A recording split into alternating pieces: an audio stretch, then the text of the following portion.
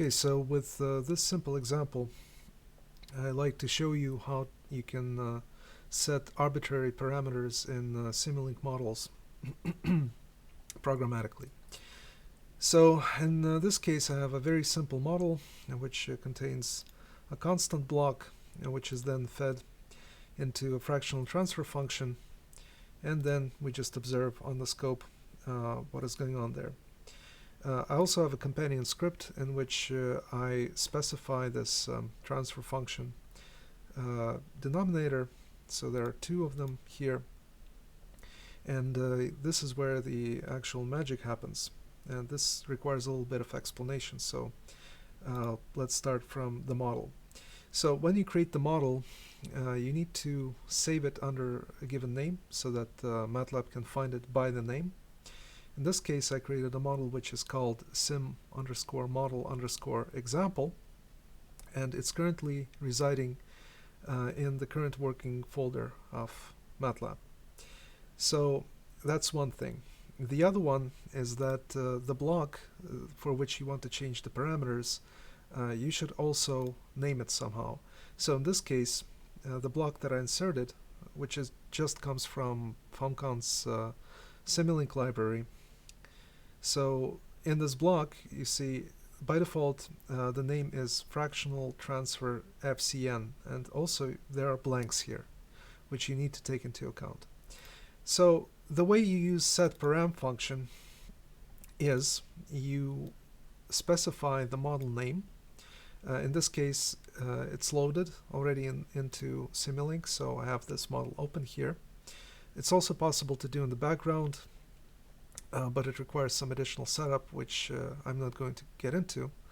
But assuming that it's okay for you to just keep the model open like this, you can use setParam directly on the specific model.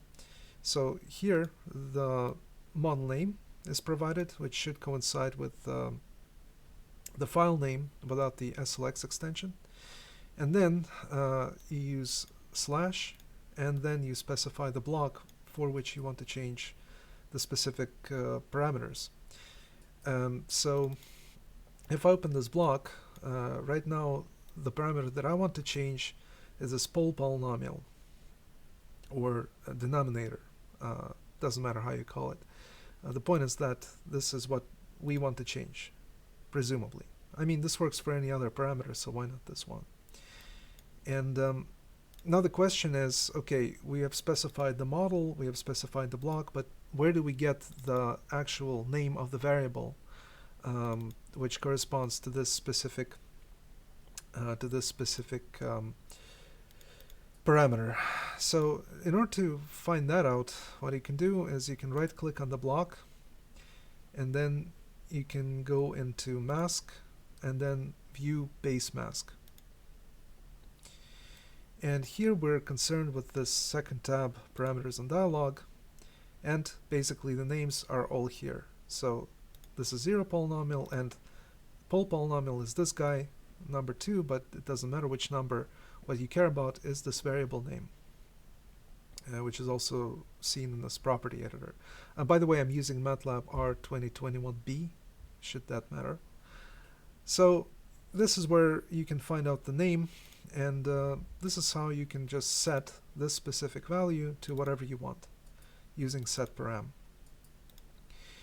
And let's see how this works.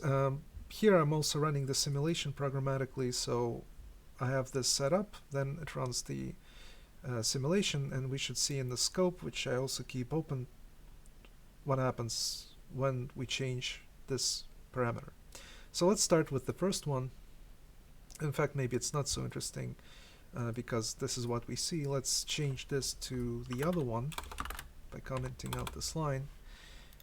So if I now run the script, now we have a different response here, because now this tf_den is equal to this value. You can check by just opening this guy, and here it is.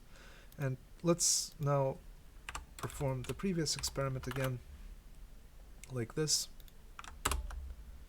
and again you can open this dialog, and you can see that actually the value has changed. So yeah, this is a very short introduction into how you can use setParam. Unfortunately, indeed, there is a bit of a bug here that you cannot just insert values from the base workspace. They will not get evaluated and you will get an error, but this bug will be fixed in the upcoming release. So stay tuned for that. Thank you.